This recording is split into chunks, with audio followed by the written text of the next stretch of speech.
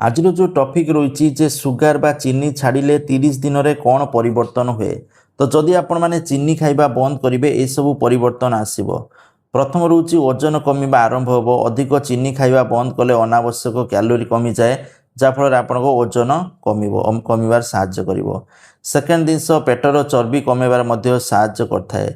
चीनी छाड़िले शक्ति चीनी खाइबा परे शक्ति हठात बढ़ी आउ कमी थाए। चीनी कम खाइले शक्तिर स्तर अधिक स्थिर रही पारे।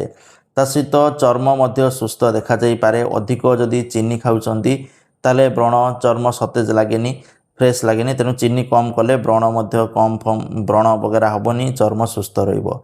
तापर चीनी कम खाइले रक्त रे सुगार नियंत्रण रे साहाय्य करे।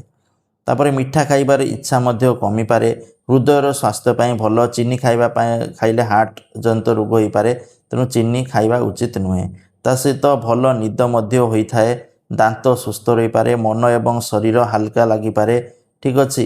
अनेक लोक 30 दिन पर अधिका आउ चीनी जदि खाइबे तार मस्तिष्क आपणकर कूल रहिबो। जो टिके कथा रागिबा चिड़िमिड़ी हवा ये सब जिनस बंद हो। प्रथम सप्ताह कौन हम चीनी छाड़िले मीठा खाइबार इच्छा बढ़ी पारे। ठीक अच्छे।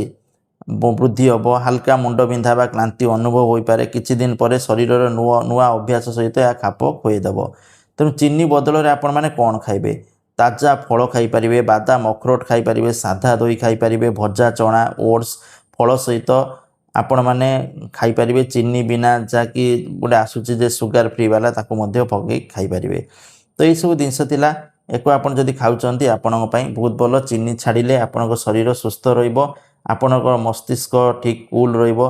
कारण मस्तिष्क को चीनी खराब करुच्ची। तेणु जहाँकि आसी रिपोर्ट रु तेणु चीनी खाइबा छाड़ू। चीनी मान डायरेक्ट चीनी तो खाइबा छाड़िबे। ता सहित बर्तमान विभिन्न ये चीनी मिसुची। जदि आपण माने सॉफ्ट ड्रिंक्स, कोल्ड ड्रिंक्स, मिठा, cake, biscuit, candy, packet juice आदि सब खाउछंती ता मध्य बंद करंतु। बंद कले शरीर में बड़ परिवर्तन आसीबो। फल व्यक्ति विशेष भिन्न भिन्न हो पारे। तो फल जदि ता बदल चीनी बदल फल अलग जिनस खाइबे शरीर सुस्थ रहिबो। Thank you.